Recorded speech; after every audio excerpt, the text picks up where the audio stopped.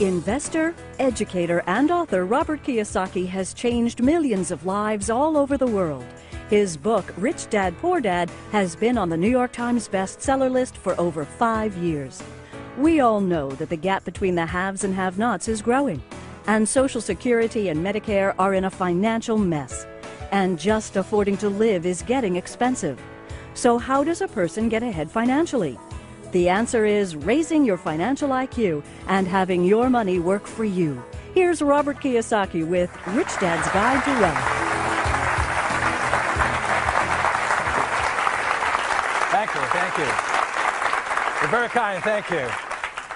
If I may see a show of hands, I want to ask how many people here were born prior to or before 1964? Please raise your hands. Good, thank you. And how many were born after 1964? Please raise your hands. Good, thank you. The baby boom generation and old guys like me, thank you, young people, for paying for my retirement. I really appreciate it. How many people in this room realize that Social Security and Medicare are kind of in trouble? Good. How many people are not really going to count on it for you? Good, thank you. That's a wise decision. How many people realize that corporate pensions, such as those of General Motors and United Airlines, are in trouble also? Good, thank you. So I want to thank PBS, first of all, for having the courage to have me come on and present Rich Dad's Guide to Wealth, very simply because what you will find out, there are many people in the financial services industry that do not want me to tell you what I'm about to tell you tonight. So, please be aware of that. Also, I want to caution you this. If some of you, what I may say tonight may threaten or challenge some of your beliefs about money. I mean, how many were taught, to save money, for example? Good. Tonight you're going to find out why that's a bad idea. So that's what this program is going to shake some of you and all this, so stay tuned. I promise if you stay tuned, at minimum your financial IQ will go up, you may learn to take more control of your money, and possibly survive the financial hurricane that's going to start brewing in the year 2008, the first of approximately 75 million baby boomers begin to retire. And how many people realize those baby boomers may not have enough money to retire on? Good, and good. That's why I thank you young people, because it'll be up to you to take care of us. So, so before I begin, I'll ask a question. How many of you have already read Rich Dad, Poor Dad? Thank you. Who has not yet read the book? Good, there's some of you. For those who haven't read the book, it's good to see some customers still out there who haven't read about my book. But anyway, for those that haven't read Rich Dad, Poor Dad, I'll give you a little bit of my background. Rich Dad, Poor Dad is a true story about my two dads. My real dad was the head of education for the state of Hawaii. Very smart, hardworking, great guy. He's a PhD, and he also ran for lieutenant governor of the state of Hawaii. So he's a great man. But I call him my poor dad very simply because even though he was a high-paid government official, no matter how much money he made, he was broke at the end of every month, and he ultimately died broke. So obviously money doesn't make you rich or poor. It's really education that does. And as you can tell, I'm fourth-generation Japanese American, which means I don't speak Japanese, and I'm going to let you know that now. I barely speak English. My rich dad, on the other hand, was my best friend's father, and although he was a man who started with nothing, he ultimately became one of the richest men in Hawaii. So when you look at the white sands and the blue waters and the tall palm trees and the hula girls and the tall hotels right on Waikiki Beach, my rich dad's family owned some of the land under those hotels. So Rich Dad, Poor Dad, this book here, is a very simple, true story of what two fathers told two sons, my best friend and I, about the subject of money starting at the age of 9. And I believe one of the reasons the book has been so successful, it is written for 9-year-olds. And it's simple enough for everybody to understand high finance, or more importantly, why the rich are getting richer. So that's basically, my background. I grew up in Hawaii, I was educated in New York, and spent 6 years in the Marine Corps, went to Vietnam twice and all that. And then I came back and started my business career. So, next question is this. How many people have read this book, Prophecy? Good, so there's fewer of you have read this book. And while Rich Dad, Poor Dad is a popular book, I think this is a more important book. And the reason I think Prophecy is more important, it's about a very important year. And that year was 1974. And 1974 was a year that the U.S. swung from socialism to capitalism. A very important reason for 1974, it was when a program called ERISA came out, and ERISA stands for Employee Retirement Income Security Act, and when the government's worried about your security, you know you're in trouble. But also it led to a thing called the 401k back in the 1980s. And this is a very big change in the history of our world right now. So Prophecy came out in 2002. It was not a very popular book because it was writing about the failure of these things called 401ks and pension plans and the crash of Wall Street. So this was 2002, and then in 2005, Time magazine, just in October of 2005, came out with a front page cover saying the same thing I said here in Prophecy, that there has been a big ripoff of people's pensions. And Time magazine, 3 years later in 2005, says a great retirement ripoff. Millions of Americans who retire with benefits are in for a nasty surprise. How corporations are picking people's pockets with the help of Congress. And that's been going on. That's why so many people are in trouble. And then one day later, the New York Times magazine came out saying the same thing Prophecy did. And it says, we regret to inform you that you no longer have a pension. And that's why USA Today came out with a statement that said, America's greatest fear is running out of money during retirement. And that's what this program is about, is why we have this problem right now and why so many people may be financially wiped out in the financial hurricane that's hitting us, and also hopefully what you can do about it so that you may be able to save your friends and family. Unfortunately, what I'm about to say tonight will not work for everybody. As you know, life is not fair, but at least you'll have an idea of what you might be able to do on this whole thing. So, going into it really quickly is the difference between, one of the reasons people are having trouble is they don't know the difference between, I still can't spell that well, wealth and being rich. I'd like to explain really quickly that my rich dad taught me that wealth is measured in time and rich is measured in money. And really quickly, the difference here is this. A person who is, when you measure wealth, for example, let's say you have $10,000 in savings and your monthly expenses are $1,000 a month. That means you're 10 months wealthy. You will survive for 10 months. That's what it means. And the reason people are afraid of what's going to come up with them is they don't have enough wealth. They're afraid of running out of money during retirement. And what rich is trying to measure their lives in money. So what my rich dad taught me is don't worry about becoming rich, worry about becoming wealthy. And one of the reasons I was able to retire at the age of 47 was because I focused on being wealthy, not being rich. And that's a very big difference here. I thought I'd review something. I wrote a book called The Cash Flow Quadrant. And I think it's one of the most important books for people who want to make changes in their lives. Because, as I said, the E stands for employee, S stands for self-employed or small business, B stands for big business like Bill Gates, and I stands for investor like Donald Trump or Warren Buffett. So, you know, my poor dad always said to me, son, go to school to get a what? Job. And he was programming me, and this is the word is program, me to be an employee. And, you know, when I talked to my mom, I said, you know, Dad, I don't want to be an employee. And my dad said, you must get a job. You must get a job. You got to have good education, good grades. Get your PhD. I went, oh, my goodness. And my mom says, don't argue with your dad. You know, if you want to be rich, go to school to become a doctor, you know, an S, specialist. And I said to my mom, there's only one problem, Mom. She says, what's that? Doctors are smart. She says, you have a good point there. You know, don't be a doctor. And I talked to my rich dad, and he says, you know, Robert, are you basically lazy and incompetent? I said, yeah. I said, good, you'll do well in business. And so this here is having other people work for you, like my advisors and things like that, and this is having money work for me. And they're very different educational paths. Another thing my rich dad says, again, going to words of vocabularies, employees always say the same words, whether they're the janitor or the president of the company or the CEO, employees all say the same word. I'm looking for a safe, secure job with benefits. That's their whole attitude. And their emotion is fear. Because they don't know how to survive in the real world. They need that, they have that fear driving them. And S, self-employed, their words are, if you want it done right, do it by yourself.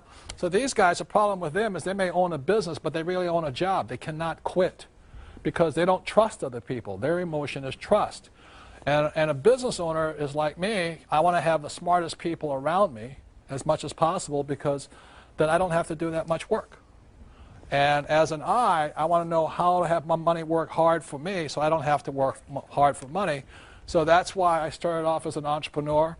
And over here, this is the beauty of real estate. For every dollar I make here, I bring it down here, and my banker will give me $9 more, as long as it's real estate. Tax-free money. So I'm getting ahead faster and faster and faster, very simply because for every dollar I have here, my banker's giving me $8 or $9 to get ahead financially. Does that make sense to you guys here? Tax-free money. And if I sell a property, I'm going to do it tax-free. That's why I'm getting rich. That's why education or financial education is so important. And I think it's really silly that our school systems keep saying to you, go to school to get a safe, secure what? Job, when jobs are being exported overseas so fast right now, it's ridiculous. I mean, I think it was J.P. Morgan. They just exported another 4,700 jobs, and these are smart guys with MBAs and all. They exported it to India. So that's what's happening in the world. But the reason 1974 is so important was because when ERISA, which now was a 401k, came out, it forced these people to become investors also. And that's why this change was such an important change here. So the other part going into it is this, is that there's three basic kinds of education. One is academic. The other one is professional. So you go to school to learn reading and writing. It's very, very important. I didn't do very well here, but I did graduate. And then professional is when you become a doctor or a lawyer or something like that. And those are very important. But what I'm saying here is this. In this world, there's three types of education that's essential. I'm not saying these are not important. I'm saying they're not enough today. You need more. And the third type of education is education that's called financial education. So what this program is about is not so much about these. I said these are very important, but so is this one right now. And I've never understood why our school systems don't teach us anything about money. You ever wonder that yourself? Why? Because rich or poor, smart or not so smart, we're all going to use money. And it's because our school systems don't teach us much about money. That's the reason so many people are having problems today financially. And so I'm not blaming Wall Street or people who are financial advisors. I'm blaming our education system for not keeping up with the changes in time. So what happens because we don't have much financial education at school, we actually learn it from our families. So what happens with poor people is, you can look on the screen over here on the plasma, the poor people tell their kids that the government's going to take care of you. You should count on Social Security, and you should count on Medicare and things like this. What the middle class tells their kids is that they should have a good education, get a good high-paying job, a house, and a pension. What they are passive investors. A passive investor is somebody who turns their money over to somebody they hope and pray is an expert. The poor are non-investors. So the difference between a passive investor and an active investor, and what the rich teach their kids, what my rich dad taught me, was that I should be an entrepreneur like Bill Gates or Oprah, and I should be an active investor like Warren Buffett or Donald Trump and things like this.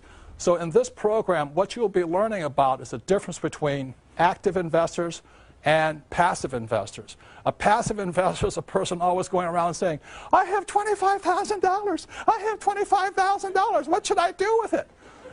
And the first thing I say, if I were you, I would keep your mouth shut, you know. Because if you go around telling people you have $25,000 and you're a moron, somebody will tell you what to do with that money, and they're going to tell you, give it to them. Does that make sense, you guys here?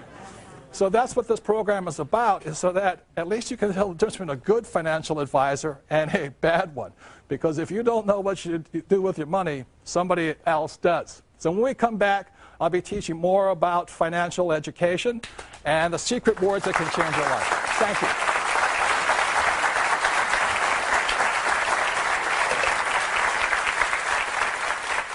I just love the way Robert Kiyosaki shares. Make your calls. Join. Here's Robert Kiyosaki with Rich Dad's Guide to Wealth. So as a quick reminder, what we covered in the last part was in 1974, the United States changed, or the world changed actually, from socialism to capitalism. And the reason that's so important is because the world changed and shifted to a 401k or pension plans is because it forced many people who were E's and S's to become investors. Like I said, my poor dad was a very smart, good man, but he was a non-investor. There's people who are passive investors, and that's what most people are. They go to their company, they just put into their 401k, and they hope and pray that person managing their money is smarter than they are. And the third type is the active investor. Now, if you're going to be an active investor, then you have to have financial education. And one of the keys to financial education, a lot of people say, well, it takes money to make money. How many people have ever heard that statement? Well, that's absolutely not true, because you'll prove tonight it doesn't take money to get money, to make money. What it begins with is a thing called words or vocabulary. The English language has approximately 2 million words in it. And each of us as individuals, they estimate, has command of about 5,000 words. So one of the ways to start increasing your wealth and your financial ability is change your vocabulary. And one of the reasons my poor dad was poor, as a good man, he had the vocabulary of a school teacher. You know, he thought gerunds and prepositions were really important. But I've never made $1 off a gerund or a preposition yet that I know of, you know. I need the difference between EBITDA, PEs, ROIs, IRRs. That's what makes me rich. So just know that words make you rich, and I'm going to be going into right now the basis of financial education is words. And this here is a thing called the financial statement. As my rich dad often said to me, you know, this is your report card when you grow up. When you leave school, as my rich dad said, his banker has never, ever asked to see his report card yet. You know, a banker never said, say, Robert, can you tell me what college you went to? Are you an A student? Are you a B student? They never asked that. If you're a professional investor, they will ask you for something called a financial statement. If you're a non-investor or a passive investor, like a 401k, they'll ask you for a credit report. So to begin becoming rich, is you must have one of these. I mean, it's a must. These people have credit reports. These people have financial statements. There's very, very big differences here. So let's begin with words here. And one of the biggest words that people have mistaken on the wrong definition for are these words here, assets and liabilities. How many people have ever heard people say, my house is an asset? Good. That's using the wrong definition. That's the problem. So I'll give you the definition my rich dad gave me. You won't find this in a regular dictionary because it's a very simple definition, because this is the guide to wealth. A definition of an asset is something that puts money in your pocket whether you work or not. That's very simply it. Okay? So when you look at this financial statement, this is income statement and balance sheet, and there's one more form that I'm not an accountant, but basic accountancy requires. It's called the statement of cash flow. And what that shows you here is this. Assets are putting money in your pocket. So for example, I have a house, and every month, let's say I collect $100 from it after paying all my expenses, the house is an asset. But if the house goes unrented, and every month is now costing me money, that same house is a what?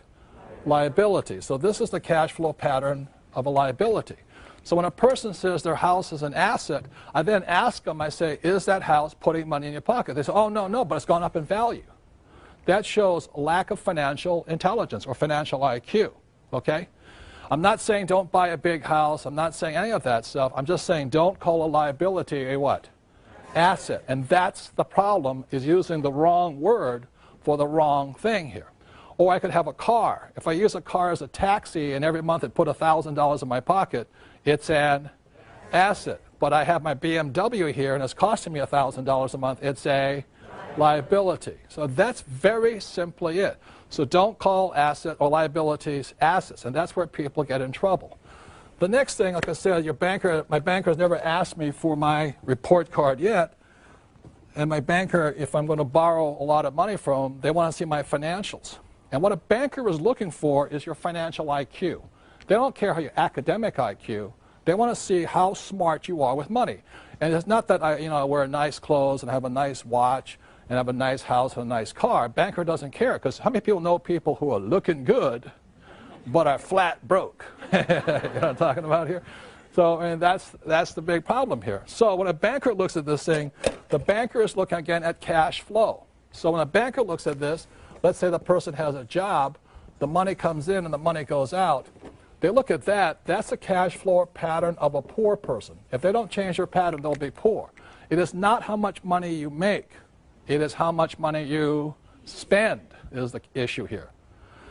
For example, I have a doctor friend.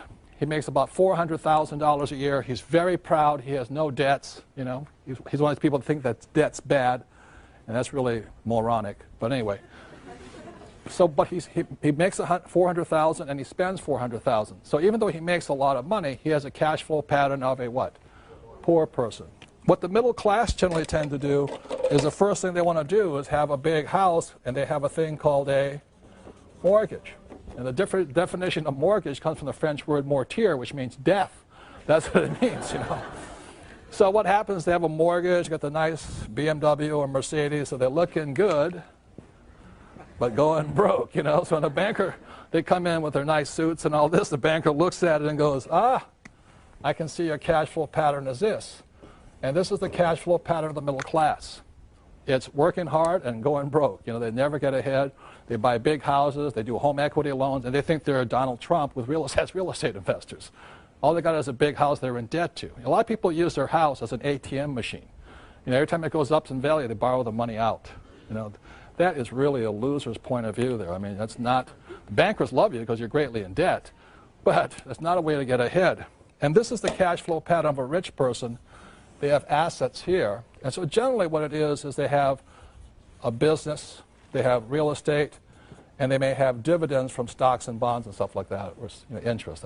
So those are assets. So oftentimes I ask people, think about it this way. If you stop working today, let's say you're married, you have a spouse, if you stop working today, how much money keeps coming in your pocket?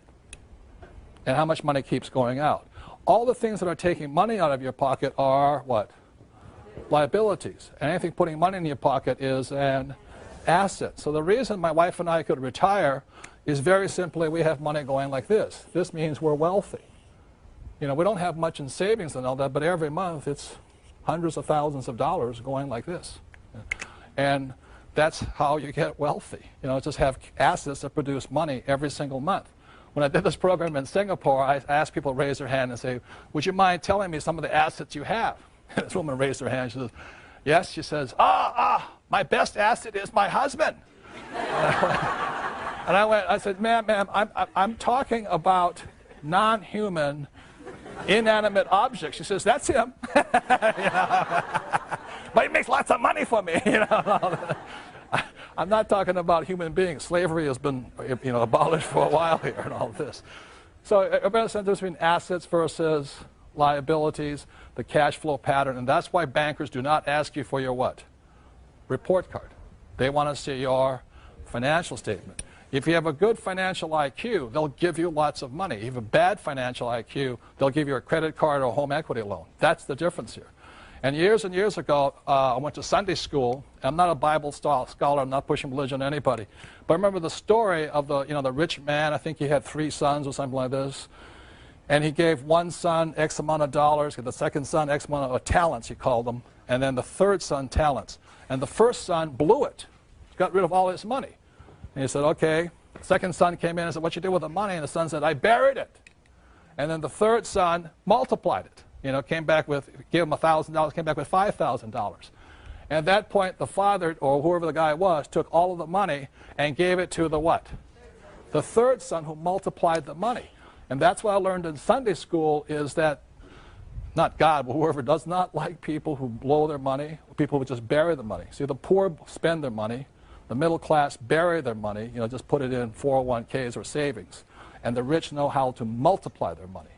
So the real key is this. It's not so much how much income you make, but where you put your money. It's expenses. Do you expend your money this way, or this way? And that's why people who are always trying to make more money, they don't get ahead very simply because they're looking in the wrong place. It's over here. It's what do you spend your time and money on? That's why I thank you guys for being here tonight, and those of you at home supporting public television and your education. You're spending time and hopefully some money to support your education and a great cause here. And that's really important, is how you spend your time and your money. That makes a difference.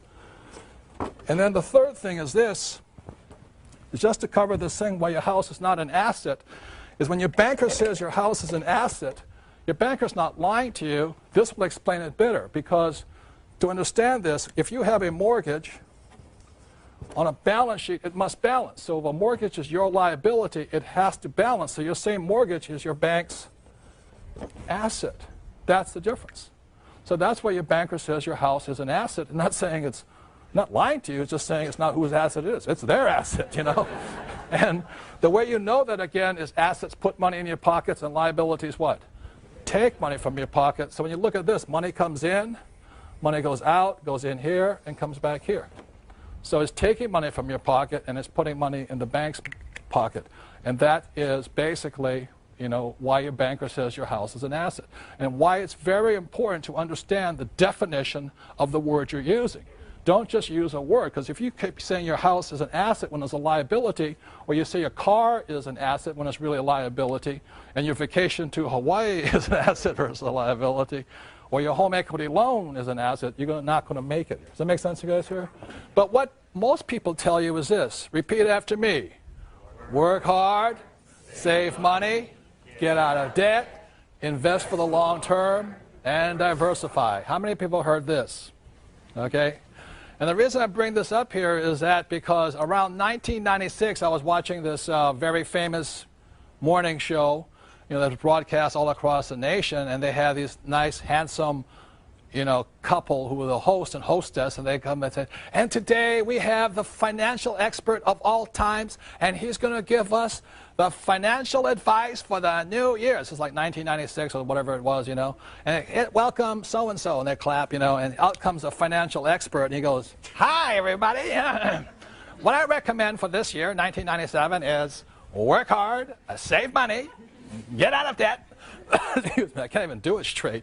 Invest for the long term and diversify. And the host go, oh, that is so brilliant. Oh, thank you for your infinite wisdom on this. On financial, we thank you.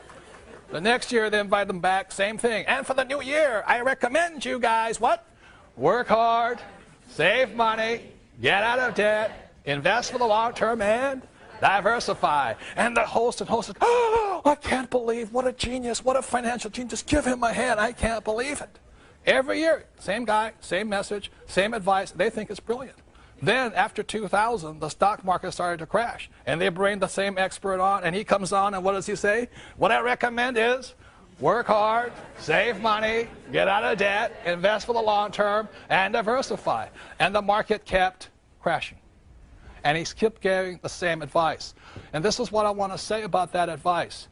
Between the year 2000 and 2004, millions of small investors lost an estimated $7 to $9 trillion. The same time Wall Street paid some of its biggest bonuses out. And this is the advice they were giving people here. I want to say to you, this advice used to work. It doesn't work today. I'm not saying it's bad advice. I'm just saying it used to work. After 1974, it started to change.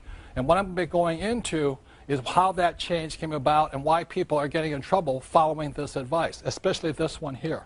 Because you're going to find out the most risky of all investments are savings, stocks, bonds, and mutual funds. They are the riskiest of all investments. But most people think they're safe. And that's what you'll find out, and that's why I thank public television for allowing me to say what I'm going to say, because there's many people, as I said, in organizations who do not want me to tell you what I'm about to tell you, and all the little people they hire who are financial experts, but they're not really financial experts.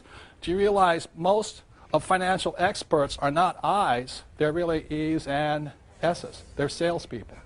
And I'll be going into some of those differences. Okay?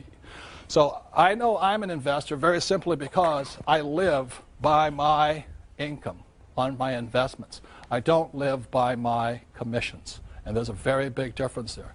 So going into it, the reason work hard is obsolete advice is because in 1943, the U.S. government punished anybody who was an employee. After 1943 was a thing called the Current Tax Payment Act. At that point, anybody who was an employee, the government got paid first.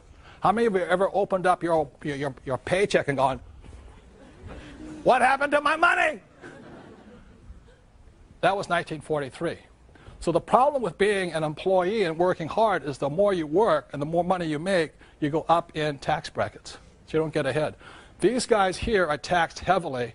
These guys have all the tax loopholes. That's why I can make a lot of money and pay zero taxes legally. The difference is I'm on this side here, but our school system teaches us to be this side. In 1986, they passed the 86 Tax Reform Act, and they taxed all doctors, lawyers, all the A students. They nailed them. And so, well, the attorneys I don't mind, but anyway. But what happened here is this, is that guys like me, you know, the C students, we can make more money and pay less taxes than the A students, which proves there's a God somewhere. The next thing is save money. The reason save money is an obsolete idea is because in 1971, a man named President Nixon took us off what's called the gold standard or the Bretton Woods Agreement. And at that point, what happened in 1971, money turned into a currency. So what you started to save after 1971 was not money but a currency. And the problem with a currency is the government can print it faster than you can save it. And the other thing about this, if you understand economics, especially Keynesian economics, is that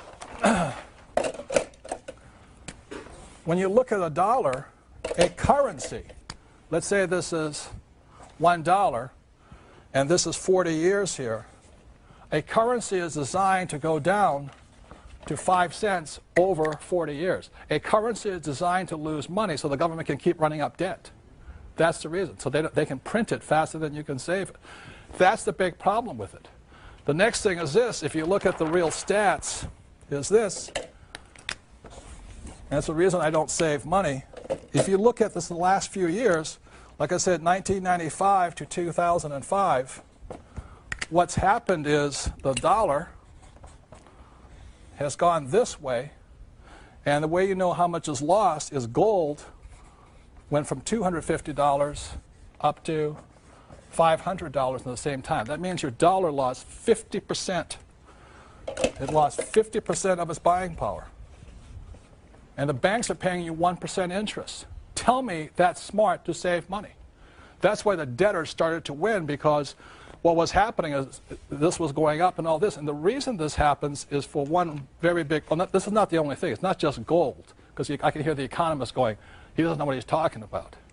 Well, I'm not saying I'm an economist. I'm saying just look at the price of gold. It takes twice as many dollars to buy the same amount today. But not only that, my father's house, which he purchased in, I think, 1965 or something, he paid $50,000 for it. And today it's worth $1.5 million. It's the same house. So it means the purchasing power of the dollar went where? Down. The house didn't go up in value. Your dollar went down. And the other thing the economists say, well, that's not really a good indicator. But look at this. In 1995, oil was about 10 bucks. Today it's 60 bucks. So that means your dollar you need $6 more to purchase the same amount of oil. And then the economists say, well, oil doesn't affect inflation. I'm going, they want you to believe that investing is risky. How many people have heard investing is risky? Good. What this section is about of this program is how risk isn't anything but lack of control. The number one difference between an active investor and a passive investor is the subject of control. So what I'm going to show you tonight is how what I do as an active investor is I want control. If I have control, I don't have any what? Risk. And that's the difference. So using a metaphor that most of us can understand, over here we have, an example of a car. Okay. Now, how many people realizing there's risk driving a car? Good. But car driving doesn't have to be risky. Like those guys want you to believe investing is risky. So some of the controls, the 6 controls a car must have, number 1 is a steering wheel, right? How many people would not buy a car if it had no steering wheel? Good, you know what I mean? So let me sit down here like this. So I sit down, I get in my car, and control number 1 I want to check on is I have a steering wheel. Control number 2, gas pedal. Now you have a gas pedal, you better have some what? Brakes. How many people have ever driven a car without brakes, you know? You don't need coffee for about 6 weeks after that. You know? And then you have a forward and reverse, you know, gear shift like this. And the other thing you also have to have is a driver's license for driver's ed, and you have to have insurance. So if I'm driving down the road, you know, doing a little bit too fast, I hear the bing, bing, bing, bing, bing, bing, bing, bing, and the cop pulls me over, a policeman pulls me over. What's the first thing a policeman asks me for? Driver's license and proof of what? Insurance. How many people would not let somebody who was uninsured drive your car? How many people would not let somebody who had no driver's ed drive your car? You know what I mean? That's stupid. But that's what investors are doing. They're actually investing in savings, stocks, bonds, mutual funds with no control. And what happens, that's like going like this.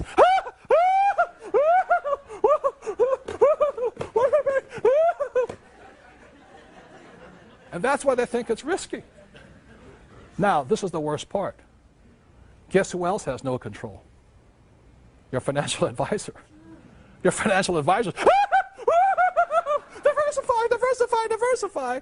Or what they do is this, is they go, I predict that, I predict this, I predict that.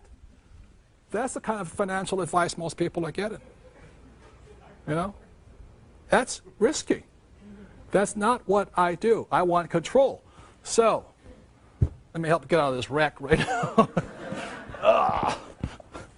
So when I'm as an investor, I want 6 controls too. If a car has 6 controls, I want 6 controls as an investor. Control number 1, you look on the screen over here, is I want control of my income. Control number 2, expenses. 3 is asset value. 4 is liability. 5 is I want financial education or management. And 6 is I want insurance. Those are the 6 controls I want as an active investor. So when we come back, what I'm going to talk about is one of the ways to get rich is find that native genius that's well inside each and every one of us. And that's what the next section is about. Thank you very much.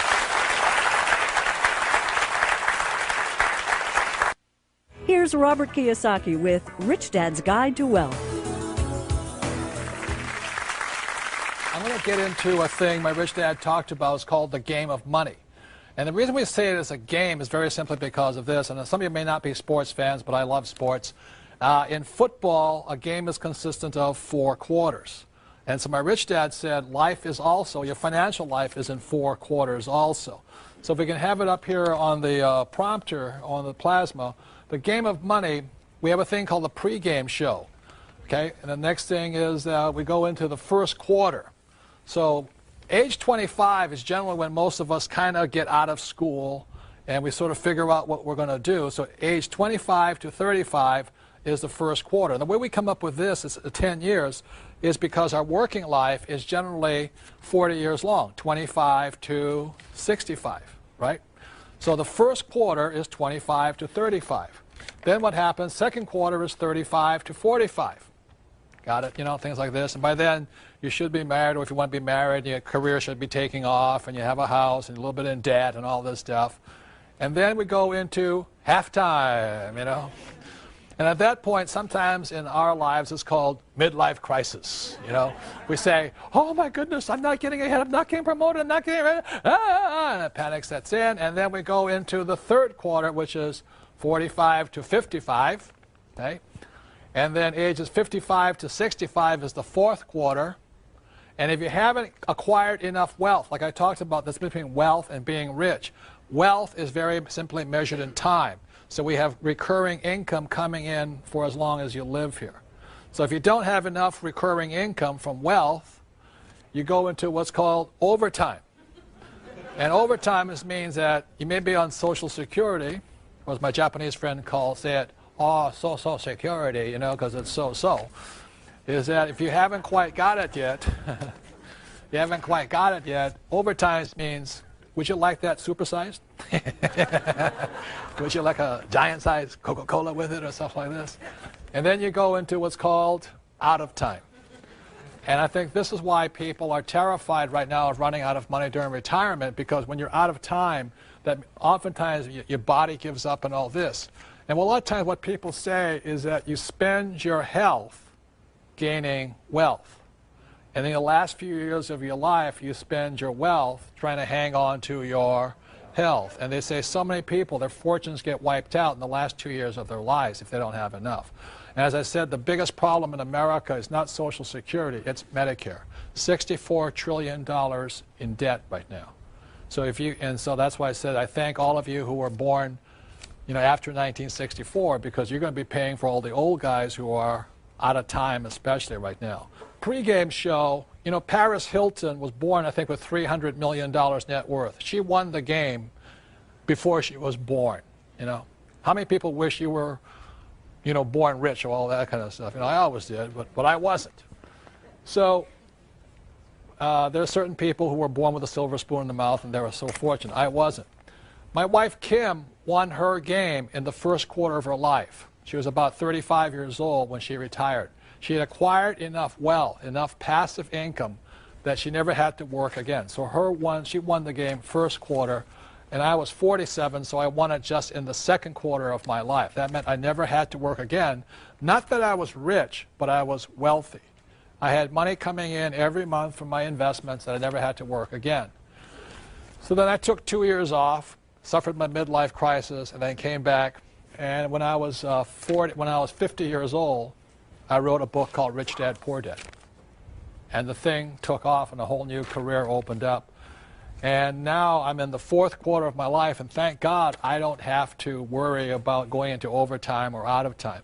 Because acquiring wealth is just fun for me. I love investing. It's not frightening. It's control. I have all that. Does that make sense, you guys here? It's just fun. So my question is to you right now is, what quarter are you in? How many people are in the first quarter? Okay. How many people second quarter? How many people third quarter? Fourth quarter? Nobody's raising their hand on that one. A couple of you. And I won't ask about overtime and out of time, but the question is this.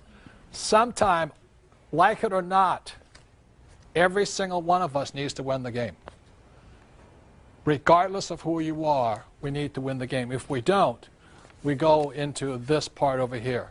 So with that, I want to bring up my sweetheart, my darling, my best friend. It's almost 20 years of marriage right now, and that's my sweetheart, Kim.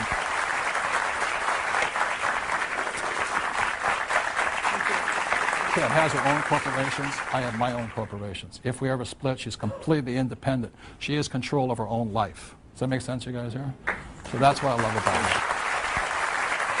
When I married Robert, we got together. He had no money. And matter of fact, we celebrated when we hit zero. That's how far down we were. Robert's been talking about control, and I love to encourage women into this world of investing, because I think so many women today feel out of control when it comes to money, when it comes to their financial freedom and their financial lives. And so my passion is to educate and encourage women in the world of investing. And the reason why I'm so driven kind of comes from an incident that happened many, many years ago. And what it was is I was 14 years old, and I remember coming home from school one day, and I walked in, and there was my mom and her best friend in our dining room. And I walked in, and Mom kind of signaled me to, no, leave him alone, leave him alone. And so I walked away into the kitchen, and I listened to the conversation, and my mom's friend was very distraught. She was crying. She was upset. And it turned out that her husband was leaving her for a younger woman. And she went on and on. They'd been married for 20-some years and kept listening. And then she said something that just really hit home to me. And she said, you know, my marriage hasn't been good for many, many years, but at least I was financially taken care of. And my mom said, well, that's why you stayed? She said, I stayed because I didn't know how to take care of myself financially. So at 14 years old, I decided I was never going to be dependent on someone else for my financial well-being. And that was a decision, and that's why I'm so driven now to encourage women into this game as well. And so when Robert talks about control, I really believe that it's time that women today take control of their financial lives. I think it's crucial. I don't think it's a luxury or a good idea anymore. I think it's something that has to happen. And, you know, the times have changed, and what worked for our mothers and our grandmothers is not necessarily going to work for us and our daughters and our granddaughters. And I came across some startling statistics recently that show how much times have changed. For example, in the U.S., 47% of women over the age of 50 are single, meaning they are responsible for their financial well-being. And many of us have heard the divorce rate. 1 out of 2 marriages ends in divorce. So if she was depending on Prince Charming to take care of her, well, and who usually ends up with the children?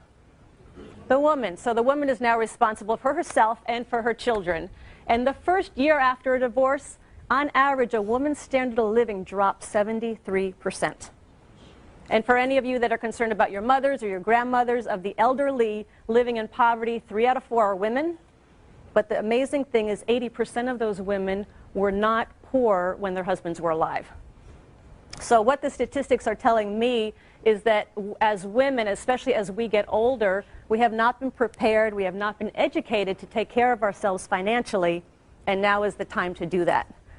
And it doesn't take a lot. It's really just through education, and that's why I'm so happy to be part of this program on PBS, because they're all about education. And to get started in this world of investing, it takes education. Start small, make mistakes. You're going to make mistakes. Put a little money down. You'll be amazed at how smart you get when you put a little money down on an investment. Your education goes through the roof. So again, it's just about education. And just to let you know, it's not rocket science. I don't have a special degree. It doesn't take any special type of formal training. When I started in investing, it was in 1989, and Robert came to me, said, "It's time you start investing." And I'm like, I don't even know what the word means. And so he started to teach me what his rich dad taught him about investing. And I went out, and I'm stumbling along trying to figure it out, and finally I came across this little 2-bedroom, 1-bath house in a place called Portland, Oregon. And I signed the papers, and I got the deal, and I'm doing all my due diligence now, and I'm checking it out to see if I'm going to do it or not. And I'll tell you, I was scared to death. What if the tenant moves out? What if the plumbing breaks? What if I lose money? What if? I was scared to death. And what happened is when it came time to close the papers, to sign the papers, my hand was shaking so bad they couldn't even make out my signature.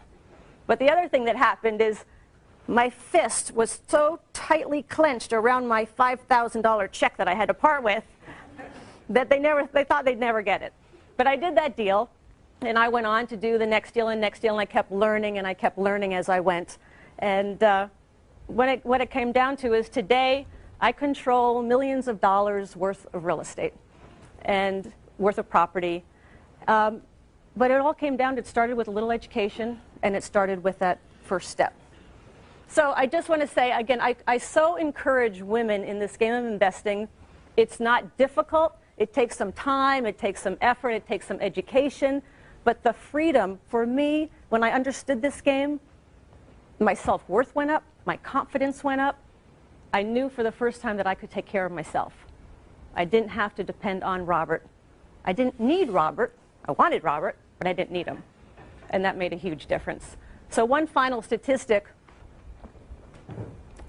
only 20%, studies show that only 20% of baby boomer women will be financially secure in retirement. That means 80% of us will not.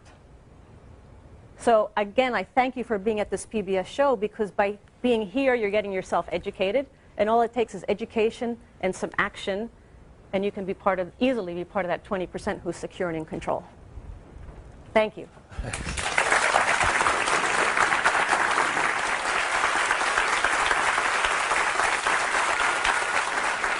The last thing I want to talk about here is this, is that I realized as I studied education, I started studying education at a later time. I was about 38 years old. And I realized that each and every one of us was a genius, except in school. There are certain people, like I had a classmate who was considered a genius in school. This guy could do quantum physics and all that when he was in kindergarten. The trouble is he couldn't tie his shoelaces. How many people knew people like that? They're absolute, and they are geniuses in school, but in the real world, they're incompetent. This guy didn't know his left hand from his right hand.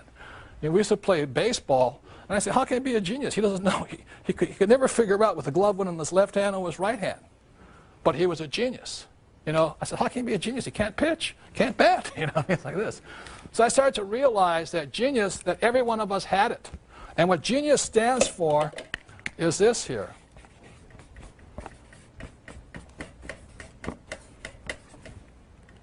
The genie, the magic. And so what I say to this is this. You know, God created every animal on earth, every species, to have a special advantage. For instance, birds can fly, cheetahs run fast, and cockroaches, you can't kill them.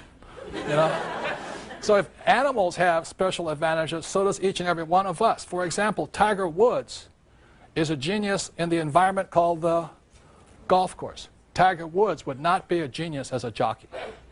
He's just too big. I would definitely not be a jockey. You know what I mean, like this? And you look at Mick Jagger. He went to school to be an accountant, but he became a billionaire as a Rolling Stone. The thing I want to leave you with tonight, ladies and gentlemen, is have the courage to find that environment, like Tiger Woods on the golf course, Mick Jagger as a Rolling Stone, Oprah in front of television. Find that spot where your genius comes out. That's what intelligence is. My genius was crushed in school. I was labeled stupid and dyslexic and no attention and jumping around all the time. Also, my genius did not come out in the corporate world. I do not like being told what to do and kissing you-know-what to get the corporate ladder. I do not do that stuff well. I do well on the streets. Does that make sense, you guys here? That's where my genius came out. And the other thing is that I flunked out of school twice because I could not write. And I do not read that well yet. But only, you know, no, it's true. I flunked when I was 15 and I flunked out when I was 17. And today I have one of the top 3 books in the history of the New York Times. I've been on the New York Times bestseller list for over 5 years now. Only 2 books have beat me. One of them is The Joy of Sex. That might take a while to beat. So when I flunked out of school, you know, and now I have a New York Times bestseller for 5 years, I'm still a lousy writer. People say, you can't write. I say, you sound like my English teacher. You know, I did graduate. I have a Bachelor of Science degree and all that. I went to a very prestigious school here in New York. But the point here is this. That's not, you have to find where your genius comes out. That makes sense, you guys here? And after I flunked out of school and then this book became, I was scarred for the longest time. I really thought I was stupid. It pained me. Here's my father, the superintendent of education, and his son's a moron. You know what I mean? It's all this. So what I'm thinking about, if those school teachers are still alive, I'm going to look them up on 1-800-SEARCH or something. I'm going to find their names. I'm going to mail them a copy of my book, page by page, say, here it is. But the point here is this. I didn't find what I was good at until I had the courage to find the environment when my genius came out. Does that make sense, you guys here? And I ask you to do that. Intelligence is don't do as you're told. Go where you know your genius can come out. It's not easy. Tiger Woods practices like a wild man to get his genius to come out. I practice like I write like crazy. I've ended up not a good writer. Does that make sense, you guys here? It's not easy. If you think it's easy, this is not it. But you and every one of you at home, you need to find, or I recommend finding where your genius lies. What environment do you come the best in? Because if you look at this picture over here of this young boy, I think this is really it. You know, that's really what it is. Every child is born with a genius. I did not know when I was 9 years old playing Monopoly that I was seeing the future. When I played Monopoly, I saw that I could become a rich man. Whereas my poor dad kept saying, go back to school. So I'd like to leave you with this. Have the courage to find that environment. See, the magic lamp is your environment. Tiger Woods, golf course. Mick Jagger, Rolling Stone. Oprah, television. Have the courage to find that environment where you rub the magic lamp and your genius comes out. The most important thing is do what you know God gave you the best genius for. Thank you very much. I appreciate it.